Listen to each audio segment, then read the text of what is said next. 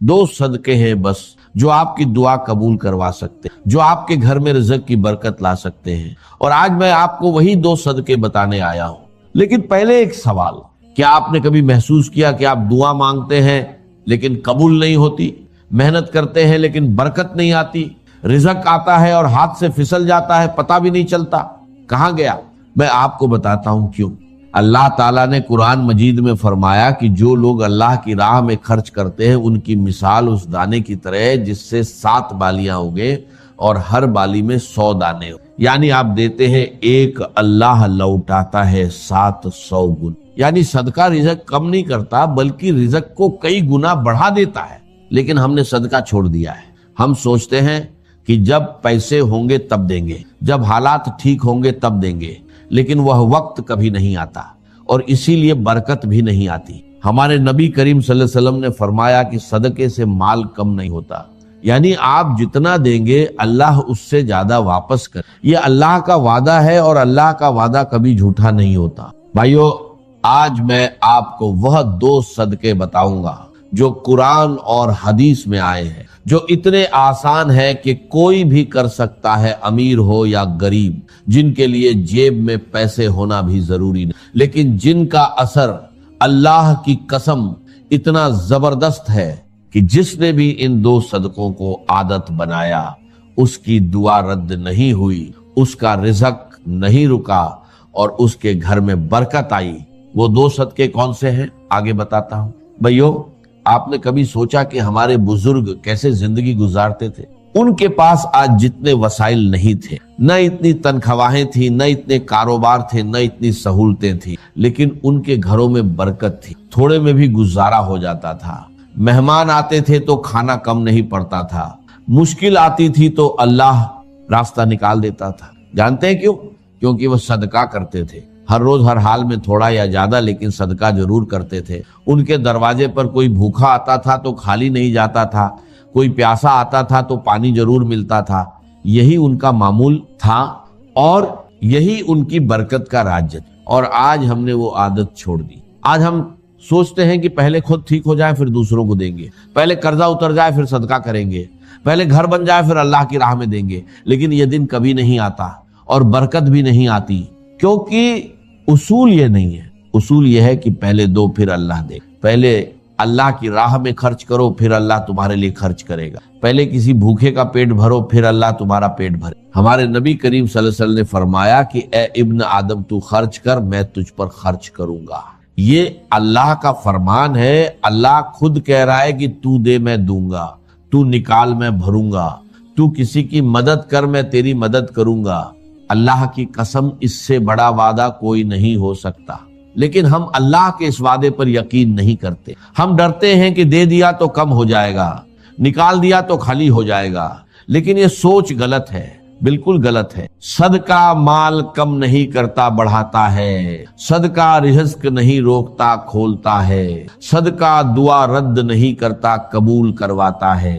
اور آج میں آپ کو وہ دو صدقے بتاؤں گا جو سب سے آسان ہیں، سب سے زیادہ ثواب والے ہیں، اور جو آپ کسی بھی حال میں کر سکیں۔ وہ دو صدقے جن کے بارے میں ہمارے نبی کریم صلی اللہ علیہ وسلم نے خاص طور پر فرمایا اور جن کا اجر اللہ کے نزدیک بہت بڑا ہے۔ بھائیو، صدقہ کوئی خیرات نہیں ہے، صدقہ آپ کی اپنی زندگی میں لگایا ہوا سرمایہ ہے جو اللہ آپ کو کئی گنا بڑھا کر لوٹاتا ہے۔ یہ سمجھ لیں اور پھر دیکھیں زندگی کیسے بدل۔ بھائیو، اب وہ دو صدقے سنیں جو میں نے وعدہ کیا۔ پہلا صدقہ بھوکے کو کھانا کھلانا، یہ کوئی معمولی بات نہیں ہے، یہ وہ عمل ہے جو اللہ کو اتنا پسند ہے کہ اللہ نے قرآن میں جنت والوں کی پہچان یہی بتائی۔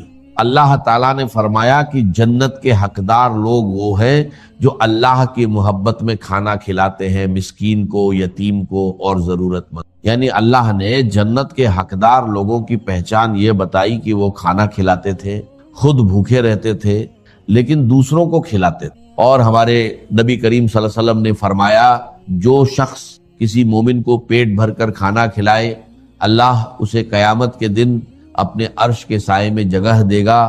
اس دن جب کوئی سایہ نہیں ہوگا، صرف اللہ کا سایہ ہوگا۔ اللہ کی قسم، یہ وہ صدقہ ہے جس کا اجر دنیا میں بھی ملتا ہے اور آخرت میں۔ دنیا میں کیسے ملتا ہے؟ जब आप किसी भूखे का पेट भरते हैं, अल्लाह आपका पेट भरता है। जब आप किसी के घर में खाना भेजते हैं, अल्लाह आपके घर में रिज़्क भेजता है। जब आप किसी मजदूर को रोटी देते हैं, अल्लाह आपके रिज़्क में इतनी बरकत डालता है कि आप खुद हैरान रह जाते हैं। भाइयों, आपके आसपास कोई ना कोई ऐसा जरूर है जो भूखा है। मोहल्ले में कोई गरीब है, मस्जिद के बाहर कोई फकीर है, कोई मजदूर है जिसने दिन भर कुछ नहीं खाया। बस उस एक इंसान को खाना खिला दें, एक वक्त का खाना, रोटी हो या सालन सादा हो या पका हुआ, और अल्लाह की कसम उस दिन आपकी दुआ रद्द नहीं। दूसरा सदका, प्यासे को पानी पिलाना। ये सुने और दिल थाम कर सुन। हमारे नबी करीम सल्लल्लाहु अलैहि वसल्लम ने एक वाकया बयान फरमाया कि एक औरत थी जिसने बहुत गुनाह किए, लेकिन एक दिन उसने एक कुत्ते को देखा जो प्यास से तड़प रहा था, जमीन चाट रहा था। उस औरत ने अपना मोजा उतारा, कुएं से पानी निकाला और उस कुत्ते को पिलाया। अल्लाह की कसम, अल्लाह ने उस एक अमल की वजह से उस औरत के सारे गुनाह माफ कर दिए और उसे जन्नत में दाखिल कर दिया। एक कुत्ते को पानी पिलाने पर जन्नत मिली। तो भाइयों, किसी इंसान को पानी पिलाने पर अल्लाह क्या देगा? किसी प्यासे मजदूर को पानी पिलाने पर अल्लाह क्या देगा? किसी बच्चे की प्यास बुझाने पर अल्लाह क्या देगा?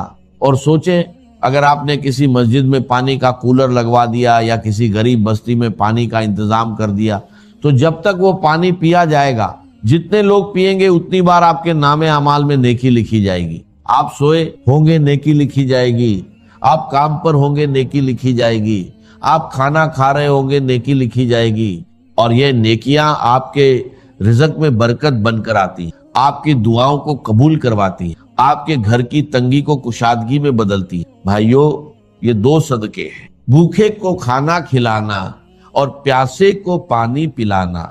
न बड़ा माल चाहिए, न बैंक अकाउंट भरा होना चाहिए, बस एक सच्ची नियत चाहिए, अल्लाह की रजा के लिए देना है।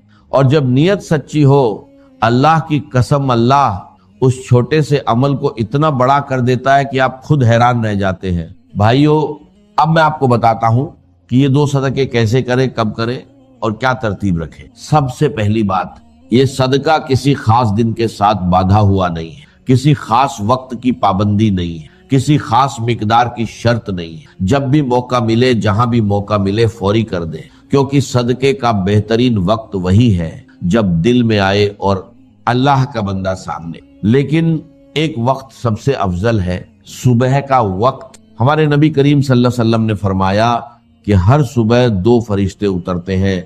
एक कहता है या अल्लाह खर्च करने वाले को और दे, दूसरा कहता है या अल्लाह रोकने वाले का माल तबाह कर दे। यानी सुबह का सदका पूरे दिन की बरकत का जरिया बनता है। सुबह किसी भूखे को खाना खिला दे और फिर देखें अल्लाह उस दिन आपके साथ क्या करता है। अब तरीका सुन। भूखे को खाना खिलाने का तरीका, घर से निकलते वक्त एक रोटी या खाने का डिब्बा साथ रख ले। रास्ते में कोई फकीर मिले, कोई मजदूर मिले, कोई बच्चा मिले जो भूखा लगे, उसे दे दे, बस इतना काफी। या फिर अपने मोहल्ले में कोई गरीब घराना तलाश करे और हफ्ते में एक बार उन्हें खाना भेजे, या मस्जिद के बाहर बैठे फकीरों को हर जुमे को खाना खिलाए। शक्ल कोई भी हो, मकसद एक है, किसी भूखे का पेट भरना। और नियत ये रखे, या अल्लाह मैं ये तेरी रजा के लिए दे रहा हूँ, तू मेरे रिज़्क में बरकत डाल दे, मेरी दुआएं कबूल फरमा और मेरे घर को आबाद रख। प्यासे को पानी पिलाने का तरीका, सबसे आसान तरीका यह है कि घर के बाहर या दुकान के सामने एक मटका या घड़ा रख दें और हर रोज उसे पानी से भर। राह चलते लोग पिएंगे, मजदूर पिएंगे, बच्चे पिएंगे और हर घूंट पर आपको नेकी मिलती रहेगी। या फिर मस्जिद में पानी का कूलर लगवा दें, एक बार लगाना है और जब तक वो कूलर चलेगा जितने लोग पानी पिएंगे सबकी नेकी आपको मिलती रहेगी। आप सोए होंगे, नेकी आ रही होगी, आप काम पर होंगे, नेकी आ रही होगी। और एक बात और, ये सदका कितना भी छोटा हो छुपा कर करे, दिखावे के लिए न करे। हमारे नबी करीम सल्लल्लाहु अलैहि वसल्लम ने फरमाया कि छुपा कर किया हुआ सदका अल्लाह के गजब को ठंडा कर देता है। यानी जितना छुपा कर देंगे उतना ज्यादा असर होगा, उतनी ज्यादा बरकत आएगी और उतनी ज्यादा दुआ कबूल होगी। अल्लाह की कसम, जिस दिन आपने ये दो सदके किए उस दिन आसमान पर आपके लिए दुआ हो रही होती है, फरिश्ते आपके लिए मांग रहे होते हैं और अल्लाह आपके रिज़्क में बरकत डाल रहा होता है। और ये आदत बना ले, कम अज कम 21 दिन मुसलसल करें। हर रोज कोई ना कोई भूखा तलाश करे, कोई ना कोई प्यासा तलाश करे और उसे दे, और फिर देखें اللہ آپ کی زندگی میں کیا بدلاؤ لاتا ہے۔ اللہ نے فرمایا کہ اگر تم اللہ کو اچھا قرض دو تو اللہ اسے تمہارے لیے کئی گنا بڑھا دے گا۔ بھائیو، صدقہ دینا اللہ کو قرض دینا ہے، اور اللہ سے بہتر قرض واپس کرنے والا کوئی نہیں ہے۔ بھائیو، آج کی اس ویڈیو میں نے آپ کو 2 صدقے بتائے، بھوکے کو کھانا کھلانا اور پیاسے کو پانی پلانا۔ یہ دونوں اتنے آسان ہیں کہ کوئی بھی کر سکتا ہے، لیکن اتنے طاقتور ہیں کہ اللہ کی قسم جس نے بھی انہیں اپنی زندگی میں عادت بنایا، اس کی دعا رد نہیں ہوئی، اس کا رزق نہیں رکا، اور اس کے گھر میں برکت آئی۔ اور آج سے آپ نے بھی ایک فیصلہ کرنا ہے، یہ فیصلہ کہ آج کے بعد جب بھی کوئی بھوکا نظر آئے اسے خالی نہیں جانے دیں گے، جب بھی کوئی پیاسا نظر آئے اس کی پیاس بجھائیں گے۔ یہ ایک چھوٹا سا فیصلہ ہے، لیکن اللہ کی قسم یہی فیصلہ آپ کی زندگی بدل دے گا۔ اللہ تعالیٰ نے فرمایا کہ تم نیکی کو نہیں پہنچ سکتے جب تک اس چیز میں سے خرچ نہ کرو جو تمہیں پیاری ہو۔ یعنی اللہ کہہ رہا ہے دو، اور پھر دیکھو میں کیا کرتا ہوں۔ زیادہ کما رہا، ایک میں کم ہے، کم کما رہا ہے، اس پہ شکایت کی ضرورت ہے۔ ہاں یہ ضرور ہے کہ اگر غریبی اور امیری کے فرق میں ہمارے نظام کی کوئی خرابی ہے، اسے درست کر دیں۔ نظام میں مواقع سب کے لیے برابر ہو گئی۔ اب یہ کام جو ہے بدقسمتی سے ماننا پڑتا ہے کہ ہمارے ہاں اسلامی مراد نام نہاد میں کہیں وہ نظام موجود ہے، کہیں دنیا نے کر کے دکھایا۔ میرا بچہ ہو، آپ کا بچہ، تعلیم ایک ہی ملے گی، ورنہ ایک امیر کا بچہ تو آگے نکل گیا، ایک غریب کا بچہ پیچھے رہ گیا، چاہے وہ ذہین تر ہے، اسے موقع ملتا تو شاید اس امیر کے بچے سے کہیں آگے نکل جائے۔ موقع نہیں، ان ساری چیزوں علاج سب کا ایک جیسا ہوگا۔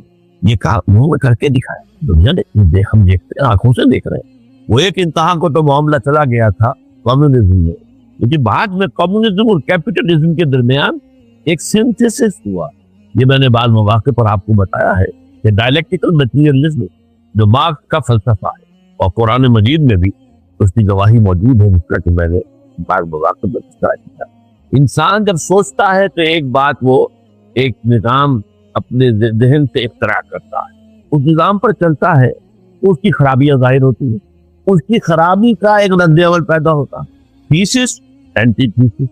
اب یہ تھیسس اور اینٹی تھیسس ٹکراتے ہیں آپس میں، لیکن بالآخر ان میں صلح ہو جاتی ہے، یہ مل جاتے ہیں، سنتھیسس کوشش کرتے ہیں کہ دونوں کی بھلائیاں جمع کریے۔ لیکن چونکہ اب بھی یہ اگر یہ ہدایت خداوندی سے دور ہے تو کامل متوازن نظام نہیں بنے گا، کوئی نہ کوئی کھڑا رہ جائے۔ شہنشاہیت ختم ہوئی، جاگیرداری ختم ہوئی، بہرحال نوع انسانی کا ایک ترقی کی طرف قدم اٹھاتا۔ چاہے یہ بادشاہ ہیں، ان کے محل ہیں، ان کے اجاکیاں ہیں، ان کی فوجیں کھڑی کر رکھی انہوں نے، وہ ذرا بولے تو صحیح، ذرا لگان دینے سے انکار تو کرے، اس کا جو ہے اس کا گھر بار جلا کے راک کر دے۔ کیا نظام؟ وہ نظام ختم ہوا جسے ہم دنیا میں سمجھتے ہیں، آج بھی اسے سمجھتے ہیں کہ بہت آنا سے جمہوریت آ گئی، لیکن دولت کا نظام جو کا پورا تو اس جمہوریت سے کیپٹلزم پیدا ہو۔ پہلے جاگیردار لوگوں کے گردنوں پر سوار تھا، اب سرمایہ دار سوار ہو گئے۔ کیپٹلزم کا رد عمل ہوا تو کمیونزم آ گیا۔ اب یہ بھی چونکہ انسانی ذہن کی پیداوار تھی، اس کے اندر بھی ایک بے تعدادی ہو گئی۔ ذاتی ملکیت کی نفی مطلق اہم خانہ بات تھی۔ پہلے تو انتہائی بات یہ تھی کہ آپ کا گھر بھی کوئی ذاتی نہیں، آپ کے پاس سائیکل بھی کوئی ہے تو ذاتی نہیں، کوئی چیز ذاتی ہے ہی نہیں، سب کمیونٹی ہے۔ بس کام کرو، ویج حاصل کر لو، روٹی کھاؤ۔ ہاں لیکن انہوں نے یہ ضرور کیا تھا کہ ویجز کے اندر وہ فرق نہیں تھا کہ جو مغربی ممالک میں ہے، 1 to 30 بس اتنی ریشو تھی۔ بہرحال تو انہوں نے یہ نہیں کہا کہ یہ اللہ سے ناانصافی ہے کہ ہمارے پاس دولت نہیں ہے اور ان دولت مندوں کے پاس دولت ہے، ہم نمازیں پڑھتے ہیں، یہ بھی پڑھتے ہیں، ہم روزے رکھتے ہیں، یہ بھی رکھتے ہیں، لیکن یہ صدقہ کرتے ہیں ان کے پاس زائد مال ہے۔ فضول کا مطلب وہ نہیں کہ جو اردو میں ہم فضول کو کہتے ہیں بیکار سے نہیں، زائد ضرورت۔ فضل کے میں نے کئی مرتبہ معنی بیان کیے، فضل کسے کہتے ہیں؟ بلا استحقاق جو چیز ملی، ایک مزدور آپ نے رکھا ہے، 100 روپے شام کو دیہاڑی طے ہے، اب دن میں آپ نے دیکھا کہ ایک فلاں مزدور ہے، وہ بڑی ہی تندہی کے ساتھ کام کر رہا ہے، اسے آپ نے شام کو 100 کے بجائے 110 دے دیے، تو یہ 10 ہے فضل ہے۔ وہ استحقاق اس کا نہیں، وہ مانگ نہیں سکتا، ڈیمانڈ نہیں کر سکتا، یہ سب تو جو بھی اللہ نے ضرورت سے زائد ان کو دے رکھا ہے وہ صدقہ کرتے ہیں۔ اب جواب سنیے، قال حضور نے فرمایا، اولیس قد جعل اللہ لکم ما تصدقون، کیا اللہ تعالیٰ نے آپ کے لیے ایسی چیزیں نہیں مقرر کر دی ہیں کہ جن سے آپ صدقہ دیں، یعنی تمہارے لیے بھی راستہ اللہ نے کھول رکھا۔ وہ صدقہ کیا ہے؟ ان بکل تسبیحۃ صدقہ، ایک مرتبہ بھی تسبیح کرو گے، سبحان اللہ کہو گے، جتنی مرتبہ کہو گے اتنا ہی صدقہ۔ وکل تکبیرۃ صدقۃ، جتنی مرتبہ اللہ اکبر کہو گے تمہیں صدقہ مل جائے گا، یہ صدقہ کی بات ہے۔ وکل تحمیدۃ صدقۃ، ہر مرتبہ الحمدللہ کہنا حمد اللہ کے لیے صدقہ ہے۔ وکل تحلیلۃ صدقۃ، اور ہر مرتبہ لا الہ الا اللہ کہنا صدقہ ہے۔ وامر بالمعروف صدقۃ، نیکی کا مشورہ دینا، نیکی کا حکم دینا، ایک آپ کی حیثیت ہے، اس کے مطابق وہ مشورہ بھی ہو سکتا ہے، وہ حکم بھی ہو سکتا ہے۔ جہاں اختیار ہے وہاں حکم دینا ہوگا۔ آپ اپنے گھر کے اندر طاقت کے ساتھ بھی نیکی کا مخاص کر سکتے ہیں۔ ایک بچہ ہے وہ نماز نہیں پڑھ رہا، اسے آپ مار سکتے ہیں، سزا دے سکتے ہیں۔ وہ مغربی تصور نہیں ہے ہمارے یہاں، بچے کو ہاتھ نہ لگاؤ، بچوں کو روک ٹوک نہ کرو۔ ہم تو سمجھتے ہیں کہ بچے میں اگر شرم ہے، حیا ہے، جھجک ہے، اس میں پوری حدیث ہم پڑھ چکے، وہ تو اس کی شخصیت کے صحت مند طور پر ارتقا پانے کا ذریعہ بنے۔ تو اس میں فرمایا گیا کہ نیکی کا اگر آپ کہیں آپ کا اختیار ہے تو حکمت، اختیار نہیں ہے تو مشورہ، نصیحت، نیکی کی بات بتاؤ۔ وَنَهْيٌ عَنْ مُنْكَرٍ صَدَقَةٌ، اور کسی برائی سے روکنا زبان سے یا ہاتھ سے۔ مَنْ رَأَىٰ مِنْكُم مُنْكَرًا فَلْيُغَيِّرْهُ بِيَدِهِ فَإِن لَّمْ يَسْتَطِعْ فَبِلِسَانِهِ فَإِن لَّمْ يَسْتَطِعْ فَبِقَلْبِهِ وَذَلِكَ ضَعْفُ الْإِيمَانِ۔ حضرت ابو سعید خدری رضی اللہ تعالیٰ عنہ سے مروی ہے، مسلم شریف کی روایت ہے، تم میں سے جو کوئی بھی کسی برائی کو دیکھے اس کا فرض ہے کہ طاقت سے ہاتھ سے روکے، اگر اس کی طاقت نہ رکھتا ہو زبان سے روکے۔ اگر حالات ایسے ہوں کہ زبان پر بھی پیرے بیٹھ گئے ہوں اور حق بات کہنے پر زبانیں کھینچی جا رہی ہوں الگ، تو کم سے کم دل سے نفرت، اور یہ ایمان کا کمزور ترین درجہ ہے۔ اگر دل میں نفرت بھی نہیں ہے، بدی کو دیکھتے ہیں آپ کو احساس ہی نہیں ہے، تو دل میں اس سے نفرت ہی پیدا نہیں ہوتی، کوئی طبیعت میں گھٹن بھی پیدا نہیں، یہ کیا ہو رہا ہے، میں کچھ کر نہیں سکتا، لیکن کیا ہے؟ اگر یہ بھی نہیں ہوتا پھر ایمان نہیں ہے، ذالک اضعف الایمان، یہ ایمان کا کمزور ترین درجہ ہے۔ وفی بر احدکم بر احدکم صدقہ، تم میں سے کسی کا اپنی بیوی سے ہمدردی کرنا بھی صدقہ، یہ بات آپ کو دنیا میں کہیں نہیں ملتی۔ یہ تواضع حیوانی تقاضا ہے، نفسانی تقاضا ہے۔ صحابہ نے کہا قالوا یا رسول اللہ، اے اللہ کے رسول، ایاتی احدنا شہوتہ، کیا ایک شخص اپنی شہوت کو پورا کر رہا ہے، اپنی شہوت کا تقاضا پورا کر رہا ہے، وَيَكُونُ لَهُ فِيهَا أَجْرٌ، تو کیا اس میں اس کے لیے اجر ہوگا؟ جو خالص حیوانی تقاضا، بشری تقاضا کہہ لیں، حیوانی تقاضا کہہ لیں، اس میں بھی اجر ہے۔ قال، آپ نے فرمایا ارأیتم لو وضعها فی حرام اکان علیہ وزر، تم نے کبھی سوچا اگر وہ یہی کام حرام راستے سے کرتا تو اس پر گناہ ہوتا کہ نہیں، اس پر سزا واجب ہوتی ہے نا؟ فَكَذَلِكَ إِذَا وَضَعَهَا فِي الْحَلَالِ كَانَ لَهُ أَجْرٌ، اسی طرح جب وہ ایک کام حلال طریقے سے کر رہا ہے، جائز طریقے سے کر رہا ہے، وہی جو میں نے شروع میں عرض کی، دنیا کو دین کے تابع کر دو، بس ایک ہے۔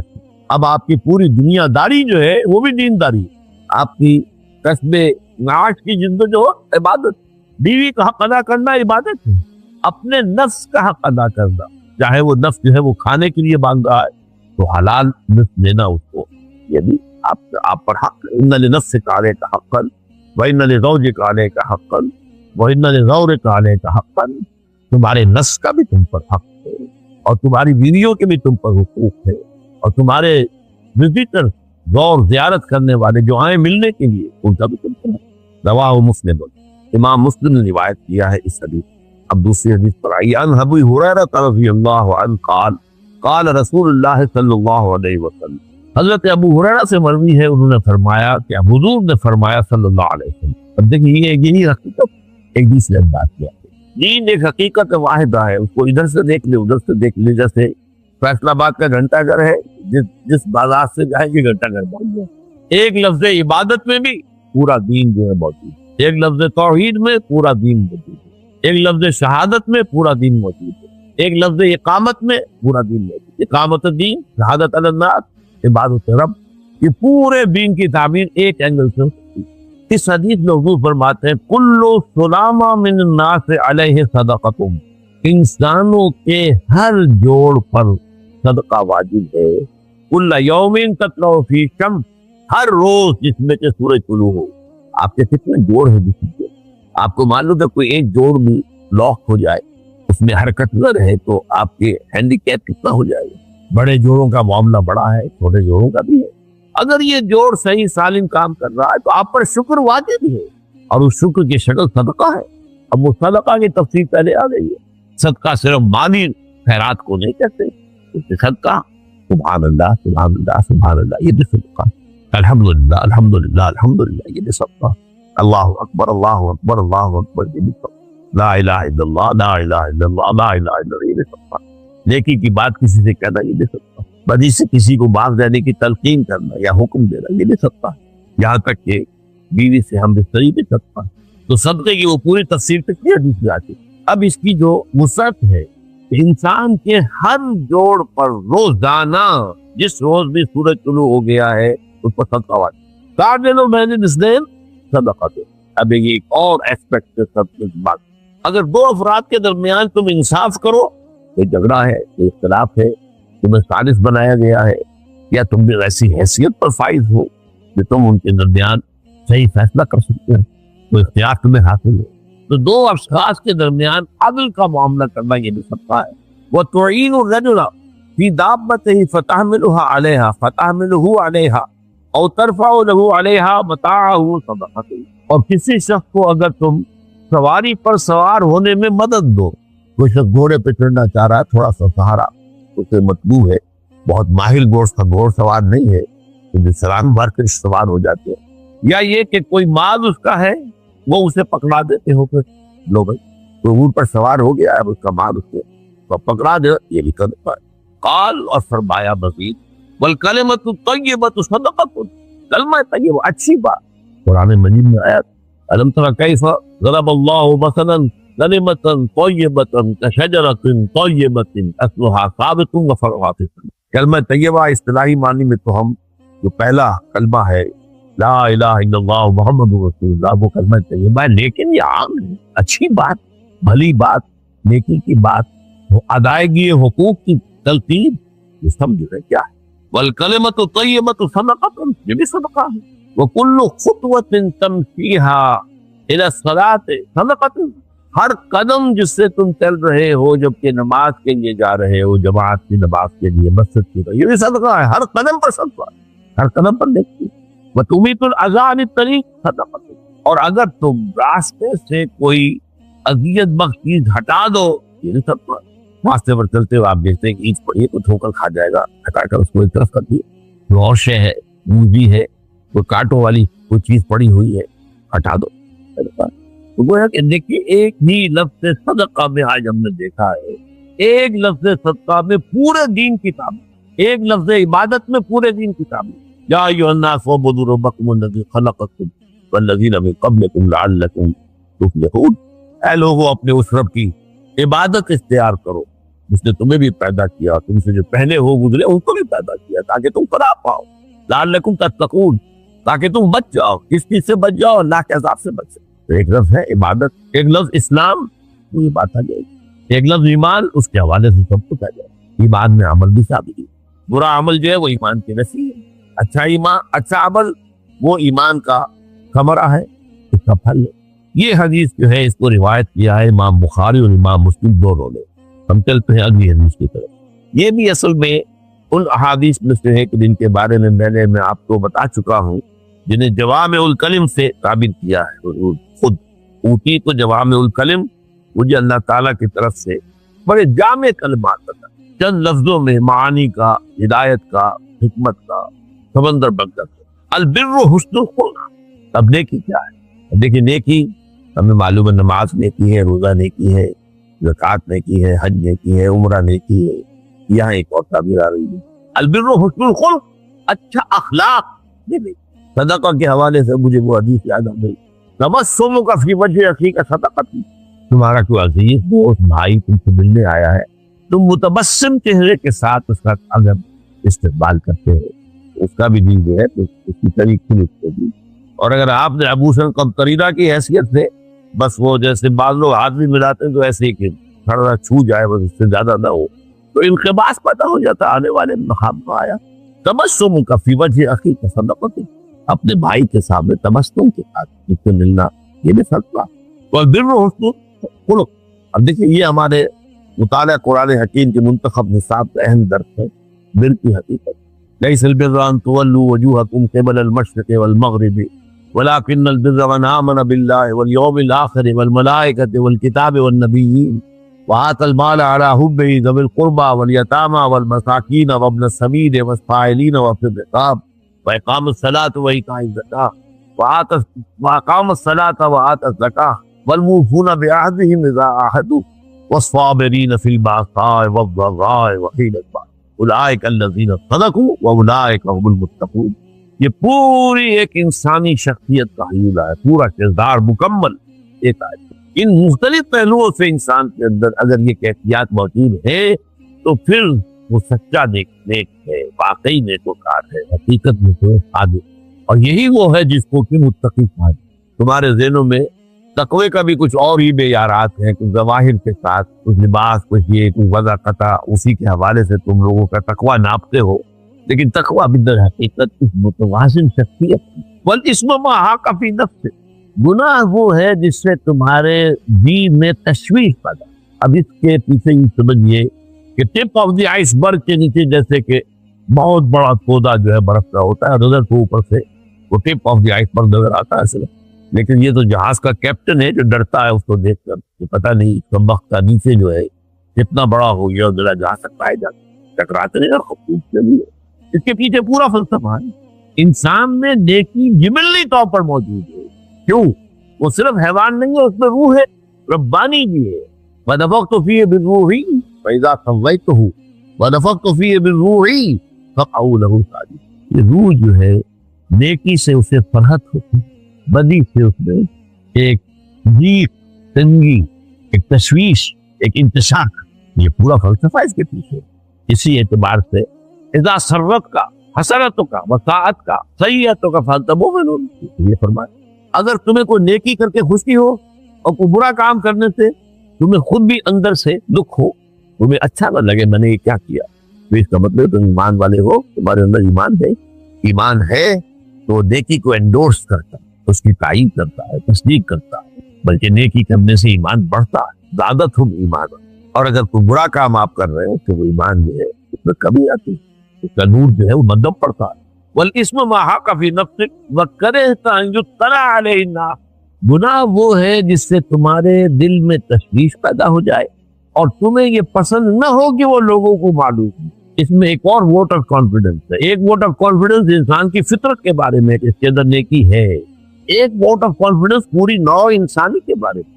معاشرہ بحثیت مجموعی صحیح حکم لگاتا ہے کہ یہ نیکی ہے یہ بدی ہے. اس کو جدید اسلام میں کہا جاتا ہے کلیکٹیو سب کانشیس مائنڈ. کلیکٹیو ہم میں سے ہر ایک کا ایک تحت شعور ہے، تحت شعور ہے، تحت شعور ہے. آپ کا بھی ہے، میرا بھی ہے. ایک ہے پوری نوع انسانی کا ایک جیسا تحت شعور. یہ کلیکٹیو سب کانشیس. یہ کلیکٹیو سب کانشیس میں کیا ہے؟ یہ نیکی کو پسند کرتا ہے، برائی کو ناپسند. جب آپ یہ نہیں چاہتے کہ یہ بات کسی کے علم میں آئے، اس کا مطلب یہ خراب ہے. یہ بھی در حقیقت ایک اعتماد ہے فطرت انسانی پر بحثیت مجموعی. ایک ہے فطرت انسانی انفرادی طور پر. الاسم ما حاق فی نفسک، گناہ وہ ہے جسے تمہارے اندر تشویش کر اور جسے تم پسند نہ کرو کہ وہ لوگوں کے علم میں آئے. یہ گویا کہ اجتماعی طور پر انسان کی فطرت جو ہے اس کی تصدیق ہو. اسی حدیث کا ایک اور ورژن ہے وعن وابصة ابن معبد رضی اللہ عنہ. وابصہ ابن معبد رضی اللہ عنہ وہ فرماتے ہیں اتیت رسول اللہ صلی اللہ علیہ وسلم، میں نبی اکرم صلی اللہ علیہ وسلم کی خدمت میں حاضر ہوا. فقال، تو آپ نے فرمایا جئت تسأل عن البر. اب یہ دیکھیے حضور جان چکے ہیں کہ یہ کیا پوچھنے آیا. ظاہر بات ہے کہ حضور کا معاملہ علم غیب کا ہے، غیبی طور پر آپ مطلع ہو جاتے ہیں. ویسے تو یہ کہ کچھ اندازہ صاحب نظر لوگ جو ہوتے ہیں، اتقوا فراست المومن فإنه ينظر بنور اللہ، مومن کی فراست سے ذرا ہوشیار رہا کرو، اس لیے کہ وہ اللہ کے نور سے دیکھتا ہے. تمہارے دل میں جو ہے اسے کچھ نظر آ جاتا ہے. بہرحال یہ عید اللہ کا معاملہ ہے. تو حضور نے پوچھا، فرمایا جئت تسأل عن البر، کہ وابستہ تم آئے ہو مجھ سے بر کے بارے میں پوچھنے کہ بر کیا ہے، نیکی کیا ہے، بلائی کیا ہے، نیکی کیا ہے. قلت نعم، میں نے اس کے دیا میں یہی دریافت کرنے کے لیے حاضر ہوا. فرمایا اب پھر دیکھیے وہی فطرت انسانی پر اعتماد استفت قلبک، اپنے دل سے پوچھ لیا کرو. دل جو ہے وہ مسکن ہے روح کا. یہ جو 3 لیول ہے، نفس سب سے نیچے، روح سب سے اوپر، درمیان میں قلب. اگر اس قلب کا میلان نفس کی طرف ہو گیا، یوں سمجھیے یہ سیکھا ہے، ریفلیکٹ کرتا ہے. اگر نفس کی طرف ہو گیا پورے وجود کے اندر جو ہے نفسانیت خراب کر جائے گی، ظلمانیت تاریخی. اور اگر اس سیکھے کا رخ جو ہے روح کی طرف ہو گیا تو پورے وجود کے اندر نورانیت. نور ہے. اللہ تعالیٰ نے اولاً یہ جو ہے میں بیان کر چکا ہوں کہ بگ بینگ سے پہلے کی بات، بگ بینگ سے میٹیریل یونیورس کا آغاز ہوا، ورلڈ آف میٹر. یہ جو اممیٹیریل ورلڈ، ملائکہ اممیٹیریل، ارواح انسانیہ اممیٹیریل، روح جو ہے doesn't belong to the world of matter. ہمارا جسم جو ہے، ہمارا حیوانی وجود ورلڈ آف میٹر سے متعلق، اور روح در حقیقت نور ہے. اور اسی میں جیسا کہ بعض احادیث سے معلوم ہوتا ہے کہ جب اللہ تعالیٰ نے پہلے نور پیدا کیا، نور سے سب سے پہلے روح محمدی کو پیدا کیا. روح اسی نور ہی سے فرشتے پیدا کیے گئے، اسی نور ہی سے ارواح انسان پیدا کی، اور تمام انسانوں کی ارواح پیدا کر دی گئی. تمام انسانوں کی جو بھی آ چکے دنیا میں اور جو آنے والے ہیں قیامت تک، ان سب سے عہد لیا تھا اللہ نے. الست بربکم قالوا بلی، کیا میں ہی نہیں ہوں تمہارا رب اور آقا اور معبود؟ ہم سب نے کہا تھا بالکل آپ ہی. اب یہ عہد الست ہے جو لے کر ہم آئے ہیں دنیا. مجھے ایک مرتبہ ایک ابروہی صاحب نے ایک جملہ کسی فلسفے کا سنایا تھا، بہت گہرا جملہ. Had you not possessed me in the beginning, you would never have searched for me. یہ کہ لوگ خدا کی تلاش میں کوئی غاروں میں جاتا ہے، کوئی پہاڑوں کی گفاؤں میں جاتا ہے، وہ کہیں کچھ اور کرتا ہے، اگر ابتدا ہی میں تمہارا میرے ساتھ تعارف نہ ہوتا تو تم کبھی مجھے تلاش نہ کرتے. وہ تو اصل میں اس وقت سے واقفیت تو اس وقت سے، تعلق تو اس وقت سے، روح کی طاقت، وہ روح چاہتی تقرب، اللہ کا قرب، یہ اس کی جو ہے ارض ہے اس کو. اور یہ جو پردہ ہے ہائی میٹیریل ورلڈ کا، یہ روح پر بہت شاخ ہے. بشدو از نئے روح حکایت نہیں کو یہ شکایت کر رہی ہے اور فراق میں ہے. اسی لیے موت کو ہمارے ہاں صوفیہ کے مثال کہا جاتا ہے. یہ فراقت روح جو ہے وہ اللہ سے اس مادی پردے کے بنا پر پردہ ہائی. تو فرمایا اس نفس قلبک، اپنے دل سے پوچھ لیا کرو. البر مطمئنن الیہ النفس مطمئنت بہ النفس، نیکی وہی ہے جس سے جی کو، تمہارے جی کو اطمینان حاصل. یہ بات بیان کرتے ہیں، خوشی حاصل ہے. اذا سرت کا حسبت کا وساعت کا سیئت کا فانت مومن، جب نیکی سے خوشی ہو، بدی سے رنج ہو تو تم مومن. البر مطمئنت الیہ النفس مطمئن الیہ القلب، اور مطمئن ہو جائے اس کے ساتھ دل. یہ اصل میں پھر ایک وحدت بن جاتا ہے، روح قلب نفس، یہ ایک وحدت بن جاتا ہے. اور اس وحدت کا نام جو ہے قرآن مجید کی اصطلاح میں نفس مطمئنہ. یا ایتھا النفس المطمئنہ ارجعی الی ربک راضیۃ مرضیہ. نفس مطمئنہ، نفس لوامہ، نفس امارہ. جب یہ قلب کا رخ نفس کی طرف ہے اور پورا وجود جو ہے وہ قلب کے تابع ہے، تو یہ کیفیت نفس امارہ ہے. ان النفس لامارۃ بالسوء، یہ نفس تو برائی کا حکم. ایک کیفیت یہ ہوتی ہے داواں ڈول، یہ قلب جو ہے کبھی ادھر کبھی ادھر. اکثر انسانوں کا معاملہ یہ ہوتا ہے، برے سے برے انسان میں بھی کبھی کی نیکی کا جذبہ ابھر آتا ہے، اور اچھے سے اچھے انسان سے بھی بدی سلطنت ہو جاتی ہے. یہ قلب کا، اور قلب کے معنی کیا ہے؟ پلٹنے والی ہے. یہ دل کو قلب کیوں کہتے ہیں عربی میں؟ اس کے لیے کوئی قرار نہیں ہے، بکھرا کھل رہا بکھرا کھل رہا بکھرا، اس سے آرام نہیں. یہ اسپیشل مسل ہے جسم کا، جس سے ریسٹ کی ضرورت ہے. یہ حالت میں رہتا ہی نہیں، یا بچا ہوا ہے کھلا ہوا، بچا ہوا کھلا ہوا. قلب کے معنی اسی سے لفظ انقلاب بنا، بدل دینا، نظام کو بدل دینا، سیاسی نظام کو بدل دینا، معاشی نظام کو بدل دینا، سماجی نظام کو بدل، انقلاب. تو البر مطمئنت بہ، مطمئنت الیہ النفس مطمئن بہ القلب. نفس اور قلب دونوں مطمئن ہو گئے. یا ایتھا النفس المطمئنہ. اور قلب کے اطمینان کا مطلب ہے روح کا اطمینان. یہ کہ قلب روح کا مطلب، اب پورا وجود اسی کے تابع ہو گیا، پوری روحانیت پورے وجود پہ سرایت کر گئی. اب اس کے لیے جو الفاظ ہے وہ دعا، ویسے تو اللہ تعالیٰ نے ہمارے اوپر پابندی نہیں لگائی، ہم اپنے لیے دعا کر سکتے ہیں اللہ سے، اللہ وہ نفس مطمئنہ عطا فرما دے. لیکن ہے بہت بڑی دعا یا ایتھا النفس المطمئنہ ارجعی الی ربک راضیۃ مرضیہ. جب وہ موت کا وقت آئے گا تو یہ پیغام ہوگا، اے نفس مطمئنہ لوٹ جا اپنے رب کی طرف، اس حال میں کہ تو اس سے راضی ہے اور تیرا رب تجھ سے. رضی اللہ عنہم ورضوا عنہ، یہ بلند ترین مقام. اللہ ان سے راضی ہو گیا، وہ اللہ سے راضی.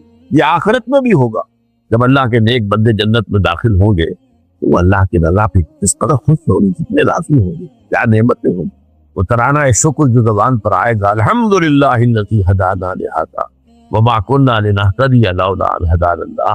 کل شکر، کل پاک، کل تعریف، کل ثنا اس اللہ کے لیے جس نے ہمیں یہاں تک پہنچایا. وہ ہدایت دی کہ ہم یہاں تک پہنچ گئے، اور اب ہرگز ہدایت یافتہ نہ ہو سکتے کہ اللہ ہی ہمیں. تو یا ایتھا النفس المطمئنہ ارجعی الی ربک راضیۃ مرضیہ. ذرا سوچیے یہ کیفیت، فادخلی فی عبادی وادخلی جنتی، ہو جائے داخل میرے بندوں میں، خاص بندوں میں، ان کی صحبت مع النبیین والصدیقین والشہداء والصالحین، ان کی صحبت اب تم میسر ہو اور میری جنت میں. والبر مطمئنۃ الیہ النفس واطمأن الیہ القلب والاسم ما حاک فی نفسک. اب یہ وہی جو پہلی روایت میں لفظ تھا، گناہ وہ ہے جس سے کہ تمہارے سینے کے اندر، تمہارے جی میں ایک تشویش پیدا ہو، وتردد فی الصدر، اور سینے کے اندر بھی ایک تردد پیدا ہو. یہ تردد کہ میں نے کیا کیا، کیوں کیا، یہ بھی وہ انسان کی بات نہیں کرتی، یہ علامت ہے اس بات کی کہ تمہیں غلط. وہی نفتا کا نا تو آپ کو، چاہے لوگ تمہیں فتویٰ دے دیں، وہ افتاؤ، اور تمہیں فتویٰ دے دے، لوگ تمام فتویٰ دے دیں کہ یہ بات صحیح ہے، اگر تمہارے